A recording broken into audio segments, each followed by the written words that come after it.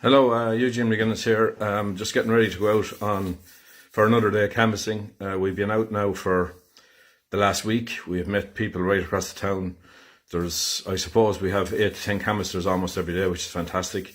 People are enthusiastic. We have met so many people with, of course, a huge amount of problems, a huge amount of issues going on in Kilkenny.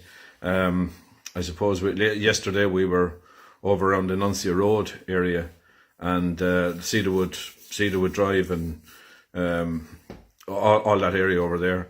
And we could see, particularly actually in Nuncio Road and Larchfield, we could see the traffic issues over there.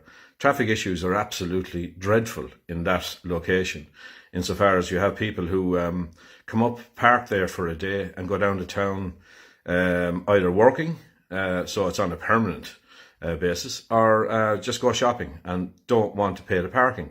Now, that may seem a trivial matter, but there's one lady up there I spoke to yesterday who has her elderly mother.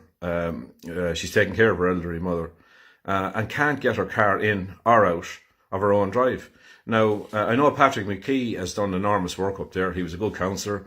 It's a dreadful pity, of course, that he wasn't supported by his fellow councillors. But Patrick did an enormous amount of work up there and indeed was working on that particular issue. Unfortunately, it wasn't resolved, and it's something certainly that I would be bringing up should I be elected onto the Borough Council.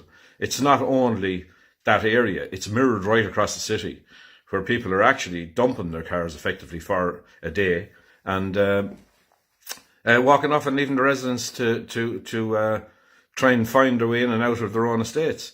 It's something that the Kilkenny Borough Council have to address. They have to deal with the car parking issue in Kilkenny, and they haven't been doing so. But then there are other stories. I met a lady yesterday up on the Waterford Road. She had to leave school early. She came from a big family, actually, and she needed to leave school early to help her mother care for that family. Now, unfortunately, on leaving school early, she didn't get the education that she required and had difficulty reading and writing. That lady went back to school at the age of 40 and re-engaged with the education system, came out the other end and is now actually travelling the country to speak about classes, etc., adult education. I think it's a fantastic story and something that Kilkenny County Council or Kilkenny Borough Council should look at when they're talking about giving out grants and aiding people, because it's certainly an inspirational story, and there's many of them right around Kilkenny. I was fortunate to meet many of the Polish, Latvian, Croatian workers in Kilkenny, people who have come here to live, who contribute in an enormous way. I was glad to meet them. They were giving me my support. They were giving me support behind me all the way in the election, spreading the word, and I thanked them for it. Now, I then returned home and I was greeted with the latest political letter dropped through my box, which was about speed ramps in my particular estate. Now, I don't remember asking for speed ramps, incidentally, but however, this is the kind of political BS that the people of Kilkenny have to put up with. It's absolutely annoying to see that 6 weeks out from an election, suddenly we're getting our footpaths sorted, our walls sorted, and speed ramps, which I don't remember asking for.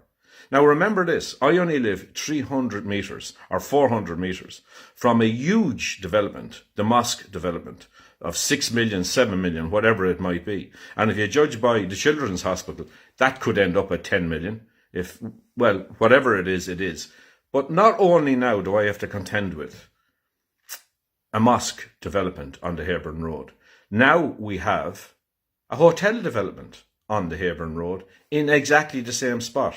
Now, will you tell me, and I've met so many people who actually understand now that it's a planning issue.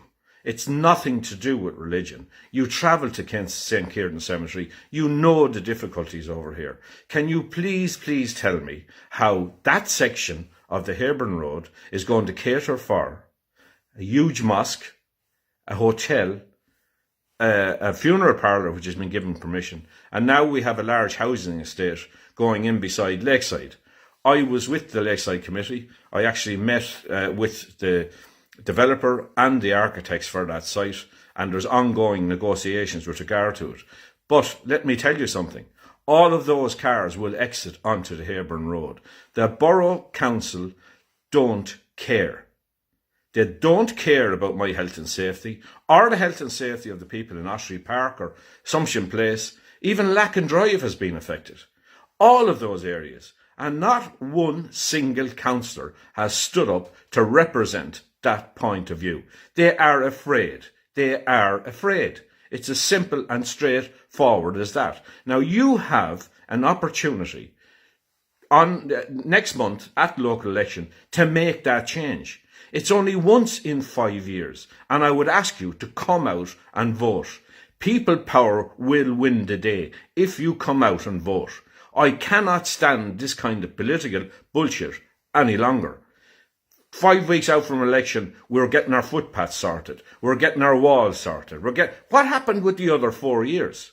And I've been walking around and I'm meeting people from Fine Gael, from Fianna Fáil, from all of the rest of them, who are sick and tired of the same thing. In actual fact, I met some people from Sinn Féin yesterday who were absolutely horrified that their representatives didn't come out and support me and the other 1,100 people who don't want that development to go ahead. And tell me this, and I will ask members of Sinn Féin, what could be more Republican than to stand up in your own country and to speak your mind? Remember, I was born on the 24th of April. That was the same day that the tricolour was raised over the GPO. Those brave men didn't die so the likes of Eugene McGuinness would roll over. They didn't die so the likes of Eugene McGuinness would remain silent. They died so I can stand up in my own country and put in an objection without being called a racist. Nothing could be more Republican than that. And if you won't do it, I'll do it. Because very, very honestly, you went out the next day to show your absolute support for the Islamic community. That's fantastic. Did you ask me about my situation? Did you ask the people in Heyburn Park, in New Park, in Assumption Place? Did you ask them? Because you obviously are not listening. And I have spoken to some of your local voters here, some of the local Sinn Féin people, and they are horrified that you will go around and support that kind of development. Well, let me tell you something.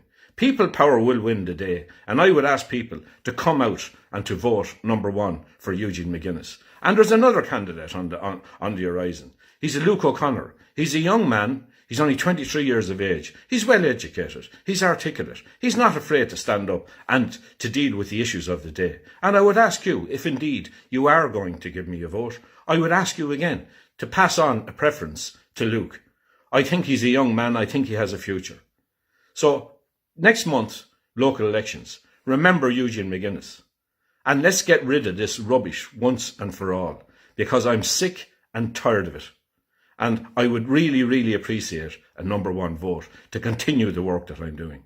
Thank you very much. And I will be seeing you over the next number of weeks.